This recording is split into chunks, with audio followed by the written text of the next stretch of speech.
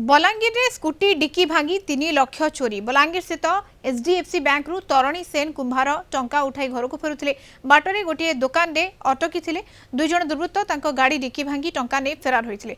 चोरी समय CCTV footage viral हेबा सहित घटना पर बलांगीर टाउन पुलिस तदंत आरंभ करिछि। बैंक रु 3 लाख टंका एचडीएफसी बैंक रु मुई काढ़ी करी आनी कर डिक्की रे पकाली।